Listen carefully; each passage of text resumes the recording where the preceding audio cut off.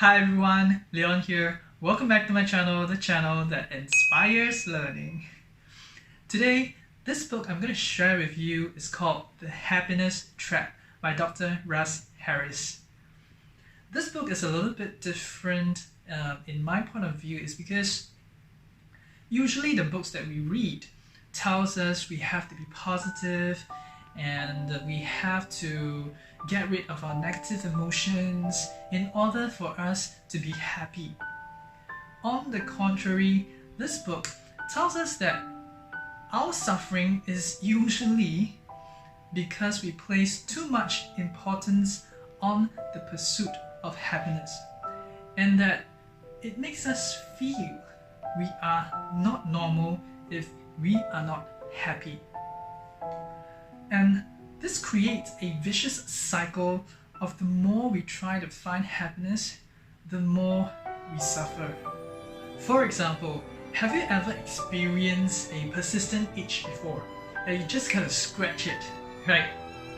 And do you realize that the more you scratch, the more itchy it gets, and then eventually you're gonna hurt yourself, right? So, scratching is what? The solution. Itch is the problem, and so the solution to your problem is scratching. But the more you use it, the more it becomes part of your problem. Therefore, this is what the author is referring to as the solution becomes part of your problem. And this is one of the control strategies that the author is referring to, and it's very common in the marketplace. That tells us in order to solve your problem, you have to be positive, you have to get rid of it, or you have to suppress it. What this book is offering is based on the principles of acceptance and commitment therapy. In short, it's called ACT. The aim of ACT is to help us live a rich, full, and meaningful life while effectively handling the pain that inevitably happens in our life. Now, consider this simple example of quitting smoking. There are only two ways that we can take that will result in an outcome. One is we try to quit, we fail, we give up. Two is we try to quit, we fail, we try again. Now, the reason I brought this up is because failing is inevitable. However, we place too much emphasis on failing that screws us up. Think about this. When we were a child, how did we learn how to walk? We try, we fall down, and then we say, I don't want to walk again. No. I mean, if that's the case, we would not have learned how to walk, right? We took the second path. We try, we fail, we fall down, and we try again until we learn how to walk. However, as we grow up, most of us tend to favor the first one, which is we try, we fail, we give up. Think about the things we've done so far. If this is an aha moment for you, then it's good to take some actions to reflect on why we are adopting this behavior instead. So now, what is this happiness trap? Well, there are 4 myths that we believe that lead us into this happiness trap. Myth number 1. We believe that happiness is the natural state of human being. And if we bring this belief that everyone else is happy except us, then what would be the result? That's right, unhappy. Myth 2. If you are unhappy, you are defective. Now this is like an extension of myth 1. Like when everybody else is happy, you'll feel that, I'm odd and there's something wrong with me. Myth 3. To create a better life, we have to get rid of our negative feelings or emotions. Now, I was once a believer of this myth, and I try to control or even get rid of the negative feelings that I have.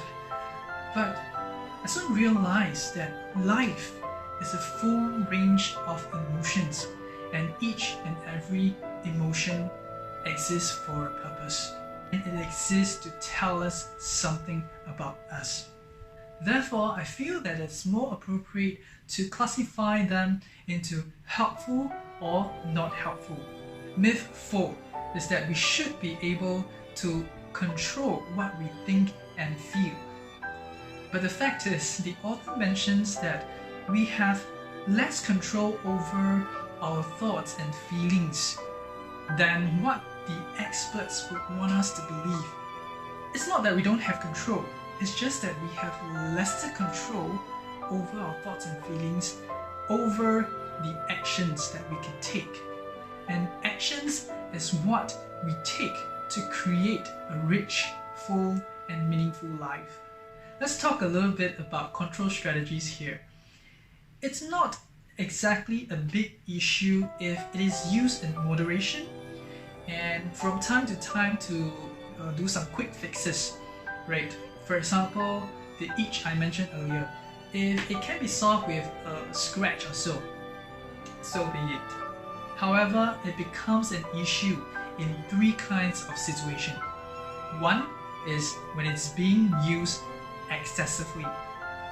Second is when it's being used in situations that does not work. And third, when it's used, it stops us from doing the things that we value. Let me give you an example of each of these. For the first situation, an example would be if you are the type that needs an alcoholic drink whenever you feel stressed or anxious or pressured, then moderate drinking is fine. However, if this is being used excessively, you know that it's harmful to your body, isn't it? For the second situation, an example would be, say you lost a loved one, and the only way for you to relieve that pain and grief is to turn to alcohol. However, that is just temporary. It doesn't solve the root of your problem. And whenever that pain or grief resurfaces again, you're going to turn to alcohol again. This vicious cycle goes on. Not only will you not be able to get rid of that pain, you have picked up an undesirable habit along the way as well. For the third situation, an example could be like you love running, okay, and you value your health. However, due to some accident, you can never run again. And because of this, you grieve, feel pain, you turn to alcohol and smoking and eating junk food. These control strategies have totally stopped you from doing the things you value in your life. And it will definitely not improve the situation for you. So I hope you can see from these 3 simple examples that control strategies used in these situations can be a problem. I hope this video has brought value to you. If it did, give me a thumbs up, comment below, or share it with a friend you care about, because you're not just sharing a video, you're sharing content that could make a difference in people's lives. And remember to hit the subscribe button or the notification bell to be notified of my weekly learnings from the books I've read on relationship, business, and personal development. Thank you. Do check out these other books I've reviewed. I hope they'll bring more value to you and inspire you to bring out your best potential. If you like this, hit the subscribe button and be part of the journey to inspire learning. Leon here, wishing you well and see you in the next video.